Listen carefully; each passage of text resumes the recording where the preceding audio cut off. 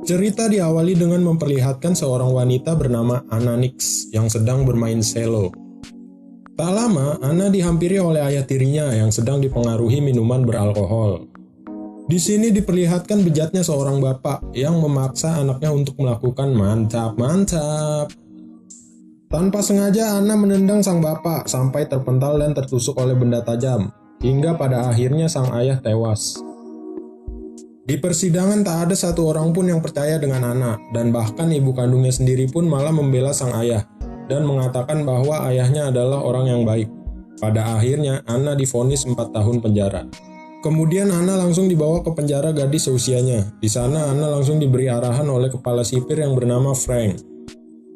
Anna langsung dibawa ke selnya, dan di sana Anna satu sel dengan seorang wanita bernama Jenny. Jenny merupakan seorang yang pendiam dan juga gemar membaca buku. Kemudian mereka pun bergegas tidur. Saat sedang tidur, Jenny melakukan senam 2 jari sambil menatap wajah Anna.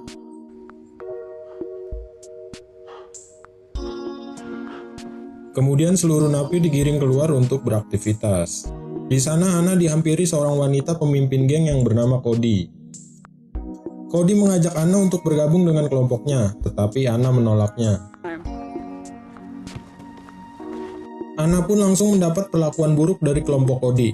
Saat sedang mengepel, Anna dibawa ke suatu ruangan dan dipukuli oleh kelompoknya Cody. Anna ditanya oleh penjaga siapa yang telah memukulinya, namun Anna enggan memberitahunya. Anna pun langsung dirawat oleh seorang wanita yang bernama Jen. Kemudian Anna menghampiri Frank untuk meminta bantuan. Frank menawarkan perlindungan ke Anna dari kejamnya napi yang ada di sana. Tetapi dengan syarat ia harus esek-esek dengan Frank terlebih dahulu. Anna menolaknya lalu pergi meninggalkan Frank. Di sel, Jenny mencoba untuk menenangkan Anna, dan tanpa sadar Anna diajak perang tanpa pedang oleh Jenny. Setelah selesai, mereka pun kembali beraktivitas, dan di sana Anna diganggu oleh geng kulit hitam.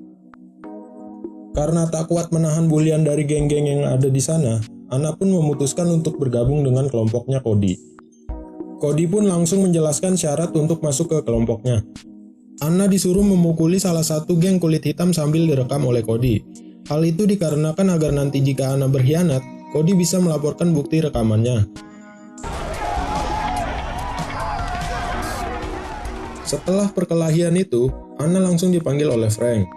Ya kalian tahu sendirilah cuy, kalau udah berhadapan dengan om-om kadal bintit ini, ujung-ujungnya berbau pergenjotan. Frank menawarkan kepada Anna ia harus melayaninya atau dia akan dikurung selama 1 bulan di sel yang gelap. Dengan berat hati, Anna pun terpaksa harus melayani Frank.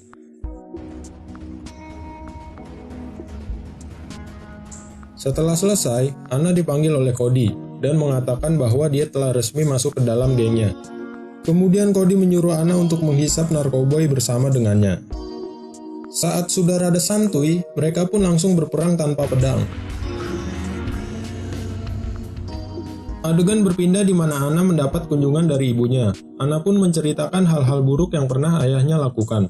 Namun percuma, ibunya selalu berpikir bahwa ayahnya adalah orang yang baik. Scene berpindah, Anna yang sedang mengobrol bersama Cody, tiba-tiba saja ia dihampiri geng kulit hitam. Anna pun langsung memukulnya dan terjadi baku hantam antara kedua geng. Setelah perkelahian itu, ya kalian tahu sendirilah kalau Anna membuat masalah selalu berujung dipanggil oleh om-om kadal bintit ini. Seperti biasa, Frank memberikan penawaran bejat kepada Anna. Tapi kali ini beda cuy, Anna disuruh menghisap narkoboy dulu biar rada santuy genjotnya.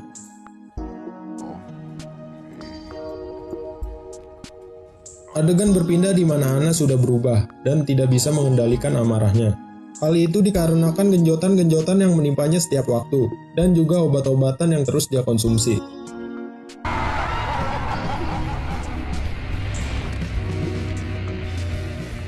Hingga pada akhirnya Cody menghampiri Anna, dan menyuruh Anna untuk berhenti mengkonsumsi obat-obatan.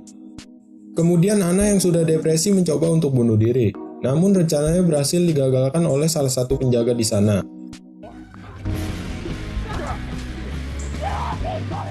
Anna pun mendapatkan perawatan rehabilitas bersama dengan orang-orang sepertinya. Setelah pulih, hari-hari Anna selalu diintimidasi oleh kelompoknya Cody. Hal itu dikarenakan Anna keluar dari gengnya. Singkat cerita, Anna dikunjungi oleh ibunya, dan sang ibu meminta maaf kepada Anna karena dia tidak mempercayainya. Kemudian Anna dipanggil oleh Frank untuk memainkan selo, karena nantinya Anna akan tampil di pertunjukan bakat para napi.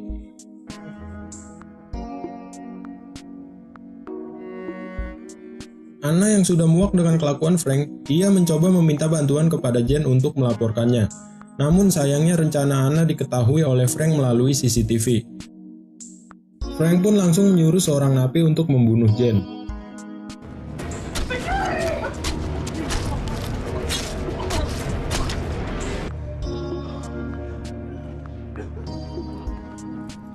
Singkat cerita, tiba pada saatnya acara pertunjukan bakat, dan di sana Anna memainkan selonya.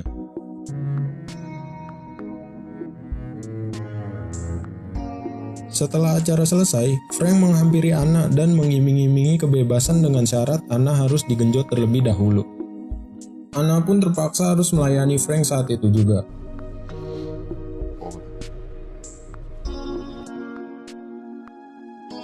Setelah itu, Anna menemui Cody untuk bekerja sama menghancurkan Frank.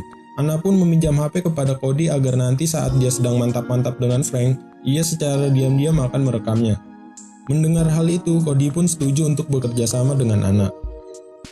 Tibalah saatnya di mana Anna dipanggil oleh Frank untuk berkaraokean ria. Anna pun secara diam-diam merekam kejadian saat ia berkaraoke.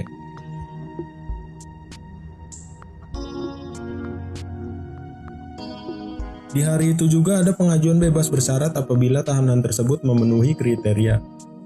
Anna pun bercerita tentang kehidupannya di penjara, dan juga ia menyesal dan tidak akan mengulangi perbuatannya lagi.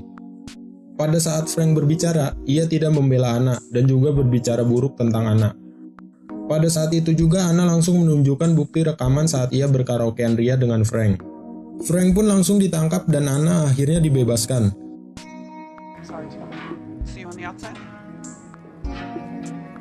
Sesampainya di luar, Anna langsung disambut oleh sang ibu. Adegan ditutup dengan Anna yang sedang bermain selo di depan orang-orang, dan film pun tamat.